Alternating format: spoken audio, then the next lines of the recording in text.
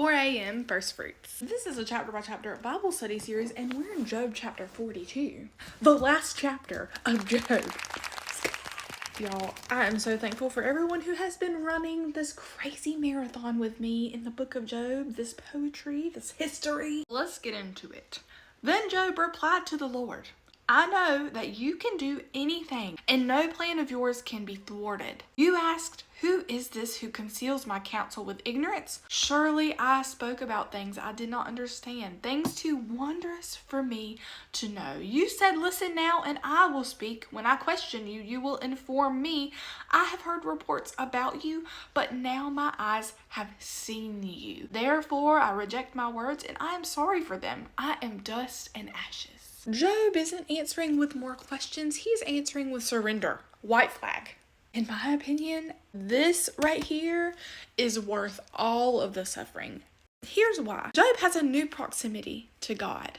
Before, it says, I had heard reports about you. Theology, tradition, secondhand faith. Now, my eyes have seen you. This is a closer proximity, an encounter, and a lived reality. Job is not repenting for moral wickedness. I mean, we see that in the next verse that Job was right. But he is repenting of thinking that he could actually be God. He is saying, sorry that I requested an answer from you. Clearly, I need to take a step back. I am the creature.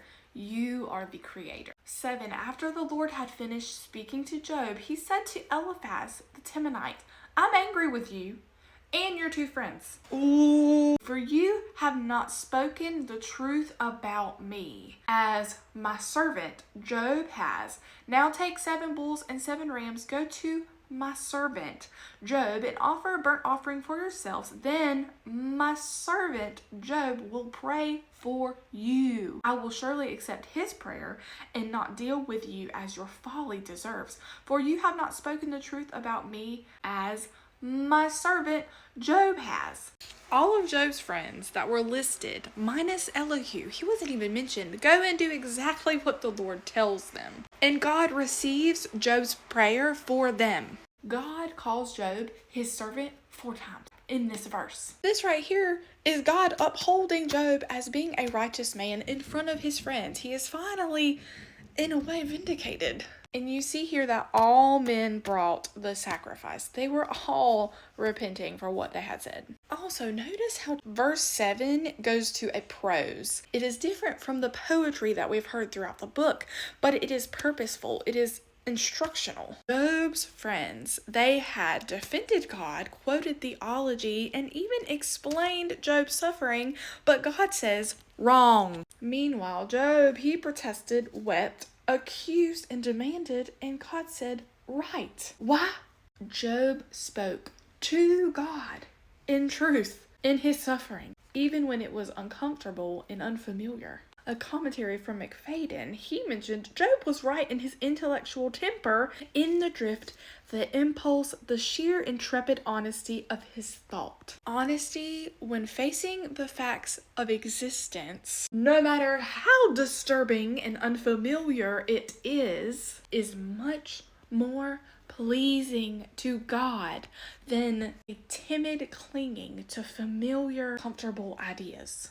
Notice our surprise guest, Elihu, was not mentioned in God's rebuke. He also didn't bring a sacrifice. I honestly believe that God didn't bring up Elihu because he wasn't a part of the close-knit friends from before, the ones who sat with Job in it. At least he wasn't mentioned in there. His view didn't really add too much more. I know it was a bridge, but it was a bridge because it was right before God responded. And the things that Elihu was saying echoes his friends. I just honestly think that God didn't think it significant enough to respond. Another mystery of the Bible. Verse 10, after Job had prayed for his friends, the Lord restored his fortunes and doubled his previous possessions. All his brothers, sisters, and former acquaintances came to him and dined with him in his house. They sympathized with him and comforted him concerning all the adversity the Lord had brought on him. Each one gave him a piece of silver and gold earring. So the Lord blessed the last part of Job's life more than the first. Job lived 140 years after this and saw his children and their children to the 4th generation. He was old. Job passed a test. God restores Job. Not all stories have a happy ending like Job's does. And that is okay too. A lot of our happy endings are gonna come when we are in heaven because this world is poo-poo.